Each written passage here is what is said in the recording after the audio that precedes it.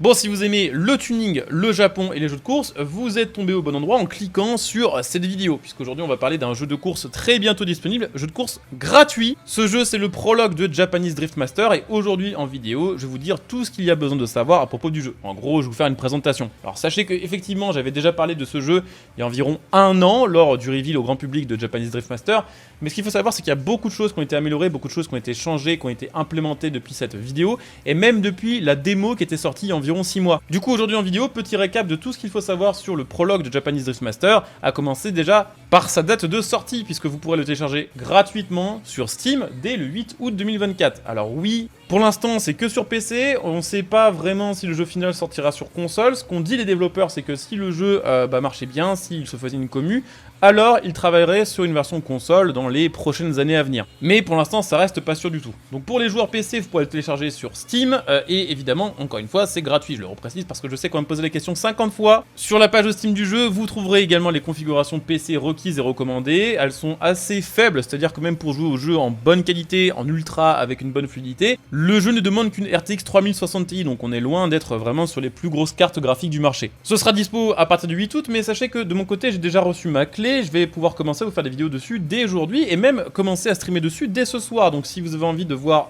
plus de choses sur le jeu, si vous avez envie de poser des questions à propos du gameplay, si vous voulez voir un petit peu le contenu et l'histoire du jeu, puisque oui, il y a une histoire, sachez que je serai en live sur ma chaîne Twitch pour découvrir tout ça ce soir. Ma chaîne Twitch, vous la trouverez en description et en top commentaire sur cette vidéo, donc n'hésitez pas à venir follow pour être notifié du début du live et n'hésitez pas non plus aussi, bien sûr, pourquoi pas, à utiliser votre Twitch Prime sur ma chaîne Twitch, ce qui vous permettra de me soutenir gratuitement. Alors le concept de JDM, c'est quoi? C'est tout simplement proposer aux joueurs un open world au Japon dans lequel vous allez pouvoir faire tout un tas de trucs. Alors évidemment, vous allez pouvoir drifter, comme l'indique le nom du jeu Japanese Drift Master, il y aura du drift, mais ce que je veux bien préciser, c'est qu'il ne s'agit pas que d'un jeu de drift. Ce n'est pas un CarX Drift dans un open world au Japon. CarX Drift, le problème, c'est que dès qu'on veut faire de la conduite grippée, la physique de base étant très orientée drift, ça devient vraiment désagréable. JDM, c'est différent, puisque le jeu aura une physique traditionnelle, à partir de laquelle on pourra conduire de manière plus ou moins grippée, ou de manière plus ou moins driftée, et ça, grâce à une physique quand même assez réaliste. Alors on n'est pas sur une simu, on est sur un jeu qui se veut quand même assez accessible, ouvert au grand public et jouable à la manette, mais aussi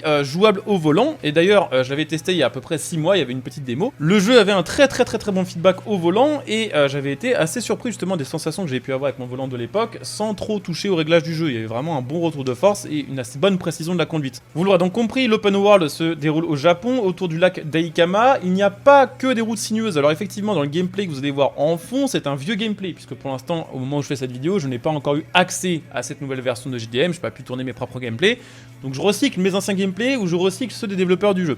Et effectivement, dans ce gameplay, vous allez voir beaucoup de routes sinueuses, mais il n'y a pas du tout que ça sur la map. Il y a des zones beaucoup plus urbaines, il y a même un endroit où il y a un circuit semi-officiel dans lequel vous pourrez réaliser des courses contre des IA ou contre d'autres joueurs, puisque oui, une petite précision au passage, le jeu sera multijoueur. Vous pourrez jouer avec vos potes, vous pourrez faire des espèces de convois. Pour l'instant, on ne sait pas si ce sera des serveurs privés, s'il faudra faire une espèce de matchmaking avant de se connecter. On n'a pas trop d'infos là-dessus, mais on sait qu'il y aura du multi en plus du solo.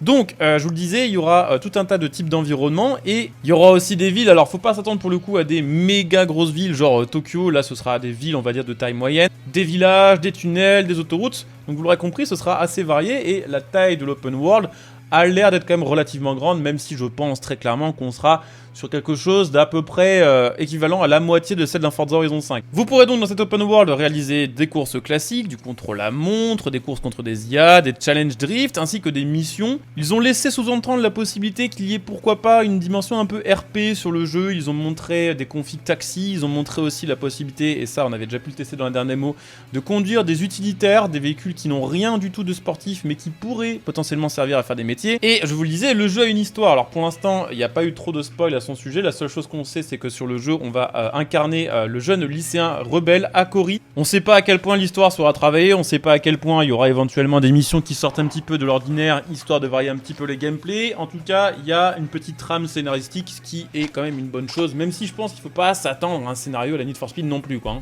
Alors vous l'aurez compris, ce jeu qui s'appelle JDM sera quand même très largement centré sur les JDM, c'est-à-dire les voitures japonaises.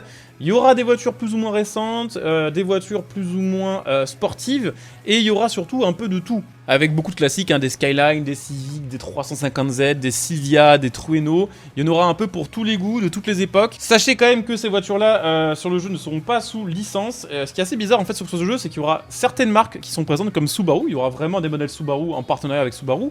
Mais il y aura aussi des modèles de voitures qui sont des copies, par exemple, de Nissan, sur lesquels ce ne sera jamais écrit Nissan. Par contre, c'est vraiment des copier-coller intérieur et extérieur, puisque oui, au passage, il y a une vue intérieure avec des animations de volant qui font 900 degrés, si je ne dis pas de bêtises.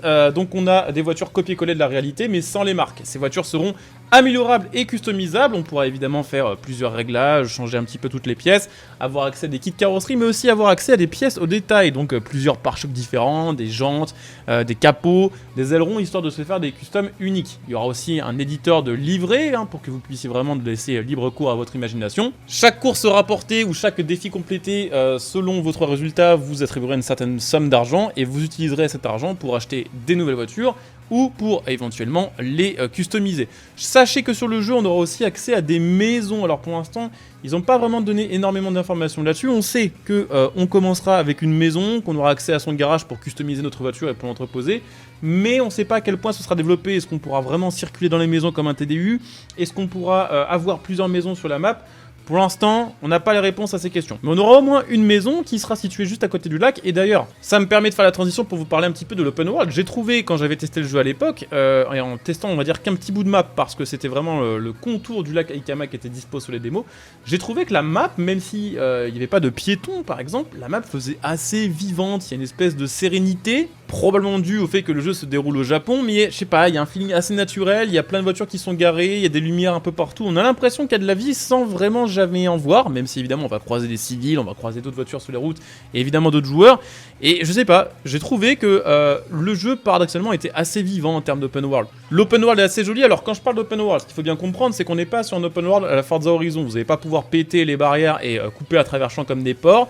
Simplement, les routes, vous pourrez les parcourir comme vous le souhaitez, découvrir la map à votre rythme, en dehors des courses ou en course. Ce jeu dispose d'un cycle jour-nuit, ce qui voilà, vous permettra de rouler aussi bien de jour que de nuit, vous l'aurez compris, ainsi que des cycles météo alternant entre soleil, pluie et même neige. Ils nous avaient montré un petit bout de gameplay des développeurs là, de la mise à jour de Noël de leur démo pour montrer un petit peu la neige, et c'était ultra stylé, donc rien que pour ça, franchement, ça vaut le détour. Graphiquement, le jeu est assez joli quand même, en tout cas, la démo, j'avais trouvé ça plutôt clean, même si bien sûr, on n'est pas sur le niveau de photoréalisme d'un Forza Horizon 5 ou d'un jeu qui serait réalisé sous Unreal Engine 5 par exemple, mais ça reste assez joli quand même. L'univers et les voitures sont assez bien réalisés et assez détaillés, il y a pas mal d'effets assez sympas, et d'ailleurs depuis les dernières mises à jour du jeu, ils ont très légèrement cel-shadisé le jeu pour voilà, afficher un petit peu plus cet aspect manga qu'ils souhaitent mettre en avant depuis plusieurs mois autour de la communication du jeu. Alors rassurez-vous, c'est beaucoup plus léger que sur Need for Speed Unbound et c'est bien moins dégueulasse, et pour le coup ça s'y prête un peu plus aussi. Autre chose très cool sur le jeu, ce sont les sons des voitures. Alors malheureusement je pourrais pas vous faire écouter ça ici parce que la plupart des vidéos des développeurs sont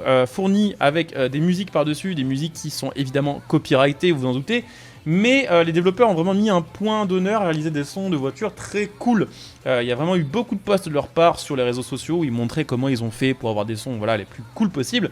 Et c'est vrai que dans la démo déjà il y a quelques mois, c'était cool. Donc à mon avis ce sera encore mieux sur le jeu final, et je pense que chaque voiture aura un son proche de la réalité et surtout un son qui va être modifié au fur et à mesure des améliorations de moteur. Donc vous l'aurez compris, beaucoup de bons points quand même. Je trouve ça ultra cool de voir des jeux comme ça qui arrivent un peu de nulle part, parce que JDM pour le coup effectivement c'est un studio de taille moyenne qui s'en occupe, mais on n'en a jamais trop entendu parler avant son reveal l'année dernière, et je trouve que c'est ultra intéressant de voir des jeux, on va dire voilà, de petits studios qui arrivent à répondre mieux à la demande des joueurs que des AAA comme Forza Horizon par exemple. C'est vrai que Forza Horizon il est très beau graphiquement, mais ça fait quand même 10 ans qu'on demande certaines fonctionnalités qu'on n'a pas, alors qu'un jeu comme JDM propose certains trucs qui ne sont même pas demandés par les joueurs, c'est-à-dire que les gars sont déjà dans le turfu en fait. Rien que le fait que le jeu se déroule au Japon, alors que ça fait genre 10 ans que les joueurs de Forza Horizon veulent un Forza au Japon, c'est déjà trop bien. Donc tout ça, ça concerne évidemment le Rise of the Scorpion, donc le prologue de JDM. Le jeu final, on ne sait pas quand il sortira, il ne sera pas gratuit, on sait qu'il sera sur Instant Gaming, ils ont déjà mis la petite fiche produit.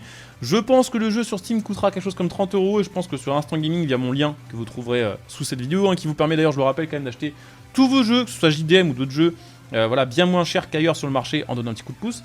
Je pense qu'il sera sur Instant Gaming à quelque chose entre 15 et 20 balles. J'ai essayé voilà, de faire une espèce de synthèse de toutes les choses à savoir sur JDM, mais il y a probablement des détails sur lesquels je suis allé assez vite. De toute façon, si on veut vraiment rentrer dans les détails sur un jeu comme ça, il y a vraiment moyen de faire des vidéos de plusieurs heures. Donc s'il y a des choses qui vous intéressent de savoir sur le jeu dans les commentaires, n'hésitez pas à poser vos questions. Soit j'y répondrai en écrit, soit j'y répondrai en vidéo en testant les choses qui vous intéressent le plus, soit même peut-être dès ce soir en live. En tout cas, ce jeu-là fait partie voilà, des nouvelles vagues de jeux modernes qui sont ultra hypants, que ce soit Night Runners, JDM, Apex Point, Toge Attack, Underground Garage. On sent qu'il y a quelques années, il y a eu une espèce de crise du jeu vidéo de course et que tous se sont chauffés à essayer de faire des jeux en même temps. Et maintenant, on va arriver sur une période où on va avoir plein de trucs trop cool qui vont sortir sur nos PC et sur nos consoles. JDM est dans les premiers à dégainer, mais franchement ultra chaud de voir ce que l'avenir nous réserve en termes de jeux de course tout simplement. Donc voilà, j'espère que cette vidéo vous aura plu. Si c'est le cas, bien sûr, je compte sur vous pour laisser un petit like et pour vous abonner pour les prochains contenus. Ça vous intéressera probablement parce que ce sera aussi des vidéos sur JDM.